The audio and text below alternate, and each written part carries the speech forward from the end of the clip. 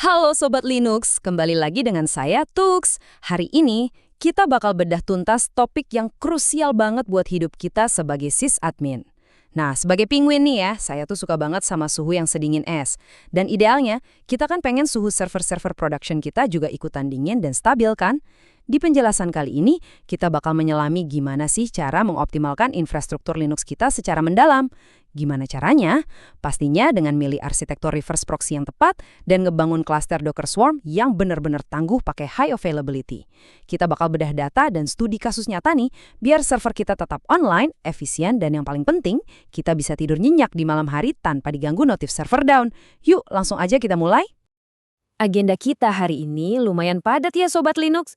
Kita bakal mulai dari pertarungan fundamental antara Nginx lawan Traffic, terus kita lihat gimana sih kinerja asli mereka pas lagi di bawah tekanan. Abis itu, kita bahas strategi migrasi dan setup SSL yang elegan, lanjut ngerancang arsitektur Docker Swarm HA, dan ditutup dengan pembuktian lewat hasil pengujian ekstrim. Oke, mari kita hajar. Oke, masuk ke bagian pertama nih, pertarungan reverse proxy. Let's go! Sobat Linux pasti udah nggak asing lagi sama dilema klasik ini pas lagi setup infrastruktur, yaitu milih gerbang utama yang paling pas. Buat nge-refresh sedikit aja, reverse proxy itu ibarat satpam pinter di depan aplikasi kita.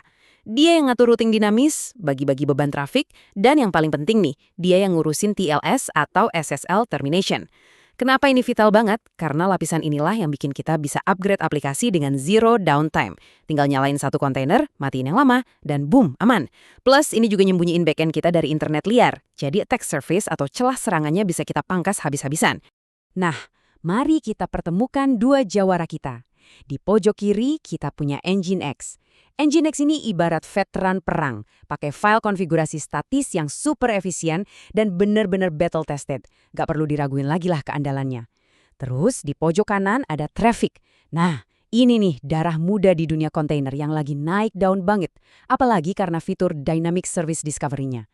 Bayangin, pas kalian nyalain kontainer baru, Traffic otomatis ngenalin, tanpa kalian harus nyentuh file konfigurasi sama sekali. Keren kan? Dia juga udah built-in Let's Encrypt dan punya metrik Prometheus bawaan. Dua-duanya emang jagoan, tapi pertanyaannya, mana yang paling kuat pas disiksa di bawah tekanan maksimal? Lanjut ke bagian kedua, kinerja Nginx versus Traffic. Yuk kita intip data mentahnya. Dari hasil benchmark lengkap yang dilakuin Anton Putra di Cloud AWS, wah, raw throughput-nya bener-bener jomplang. Kalian bisa lihat nih, Nginx dengan santainya nembus angka 40.000 request per second. Gila nggak tuh? Sementara Traffic udah ngos-ngosan dan mentok di angka 17.000 RPS. Sobat Linux, kalau kita ngomongin skala enterprise, angka ini tuh bukan cuma buat pamer-pameran performa aja. Bisa ngeproses trafik 2 kali lipat lebih banyak, itu artinya kalian bisa memangkas biaya infrastruktur cloud sampai setengahnya loh. Jadi, Nginx emang terbukti buas banget kalau urusan efisiensi murni. Tapi, eits, tunggu dulu. Nginx bisa sebuas itu nggak datang dari langit ya. Ini ada rahasia alias tips pro buat kalian, para sysadmin. Kalian wajib banget, saya ulangi, wajib secara eksplisit ngaktifin parameter Keep Alive di konfigurasinya. Kenapa? Karena kalau Keep Alive ini nggak nyala, Nginx bakal ngebakar resource CPU kalian cuma buat buka tutup koneksi jaringan baru di setiap request. Sayang banget kan? Nah, dengan Keep Alive, koneksi-koneksi itu bakal didaur ulang. Hasilnya, latensi langsung anjlok seketika dan efisiensi kalian bakal meroket tajam. Terus dari data performa tadi, muncul satu pertanyaan yang lumayan bikin mikir. Kenapa sih latensi trafik makin lama makin merambat naik, sedangkan Nginx malah santai-santai aja, datar kayak jalan tol sepi? Usut punya usut, jawabannya ada di pendekatan desain mereka. Jadi gini, trafik tuh berusaha ngeproses setiap request tunggal yang masuk. Akibatnya, utilisasi CPU langsung nyentuh 100%. Dan ujung-ujungnya, latensi jadi tersendat. Beda cerita sama Nginx yang mainnya jauh lebih pragmatis. Dia punya cara cerdas buat buang sebagian kecil request di awal, demi mastiin 99,99% request lainnya bisa dilayanin secepat kilat tanpa hambatan.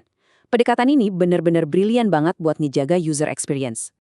Sekarang kita masuk ke bagian ketiga, migrasi dan setup SSL. Waktunya kita praktek. Buat kalian yang lagi siap-siap mau mindahin ingress controller lama ke sistem yang lebih modern, tapi takut production down, tenang aja, dokumentasi Traffic udah ngasih jalan keluar yang super mulus.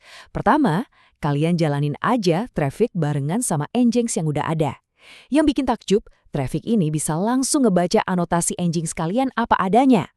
Habis itu, langkah kedua kalian verifikasi dulu nih kelancaran trafficnya pakai IP load balancer yang baru. Kalau dirasa udah aman terkendali, langkah ketiga, geser DNS kalian pelan-pelan. Nah, terakhir, baru deh kalian hapus alias uninstall Nginx yang lama. Elegan banget kan prosesnya dengan jaminan mutlak zero downtime. Dan kalau kita ngomongin kemudahan setup SSL di ekosistem Docker, Traefik ini emang juaranya. Ngacu pada panduan dari Theo Yarus di GitHub, kalian tuh bisa ngedeploy wildcard SSL gratisan, cukup model 4 variable environment aja. Catat nih, email ACMT, domain kalian, email Cloudflare, dan DNS API token. Cuma butuh itu doang. Nanti Traefik bakal jalanin proses DNS challenge-nya di balik layar. Artinya apa? Bahkan buat server internal kalian yang port 80-nya ditutup rapat dari internet luar pun, kalian tetap bakal dapat gembok hijau SSL yang valid. Ini sih bener-bener kemewahan sejati buat seorang sysadmin, setuju nggak? Kita lanjut ke bagian keempat. Arsitektur Docker Swarm High Availability. Mari kita bangun sistem yang tahan banting. Ngurusin satu server doang sih emang santai sih, tapi kalau udah nyentuh infrastruktur skala gede, kita butuh sistem yang high availability atau ketersediaan tinggi tanpa cacat. Sering banget nih pemula di Docker Swarm ngelakuin kesalahan fatal, naruh load balancer cuma di satu manager node yang statis. Bahayanya apa? Ya kalau node itu mati, seluruh klaster kalian langsung lumpuh detik itu juga. Nah, berdasarkan temuan dari jurnal JIEC terbaru, arsitektur yang optimal itu harus membasmi single point of failure ini sampai ke akar-akarnya. Caranya gimana? Traffic DNS diarahkan menyebar ke semua node. Terus, Nginx Proxy Manager kita jalanin murni sebagai layanan yang terdistribusi. Dan konfigurasinya kita kunci aman di dalam GlusterFS. Jadi, mau si container proxy ini bergeser ke node manapun, konfigurasinya bakal tetap utuh dan sinkron. Kejeniusan dari arsitektur ini ngehasilin apa yang kita sebut sebagai strategi dual load balancing. Di lapisan paling luar, kita manfaatin Cloudflare DNS round robin. Tugasnya ngebagi trafik secara merata ke IP publik dari semua node, mau itu manager atau worker. Nah, begitu trafiknya berhasil masuk ke dalam cluster, lapisan internal Nginx Proxy Manager bakal ngambil alih pakai routing mesh bawaannya Docker Swarm. Sistem ini bakal muter trafiknya secara dinamis, langsung nyari replika kontainer aplikasi yang paling longgar utilitasnya. Jadi beban komputasinya benar-benar kebagi rata dari hulu sampai ke hilir. Mantap kan? Nah, akhirnya kita sampai di bagian kelima, pengujian dan kesimpulan. Pertanyaannya, mampukah klaster ini nahan badai sungguhan? Konsep arsitektur di atas kertas emang selalu kelihatan indah, tapi kita butuh bukti nyata kan? Pas diuji dalam kondisi normal, klaster ini dengan santainya nyapu bersih 10 dari 10 request. Gampang lah ya.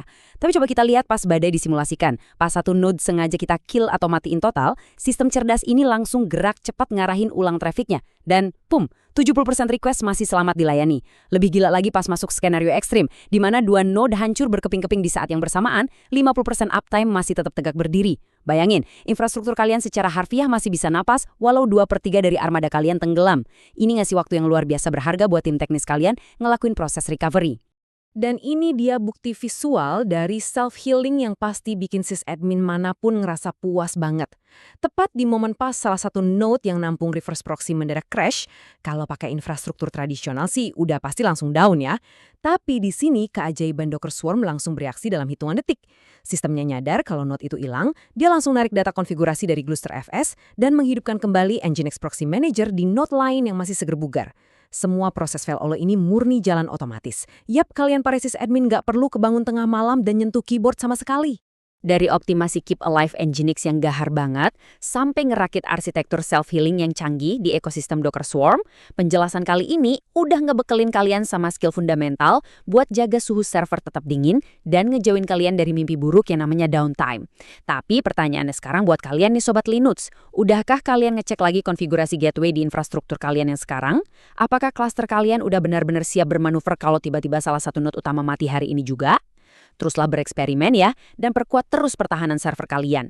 Jika ada pertanyaan, tulis di kolom komentar. Jangan lupa subscribe untuk update terbaru. Dan jika suka dengan konten ini, klik tombol like. Sampai jumpa dari saya, Tux!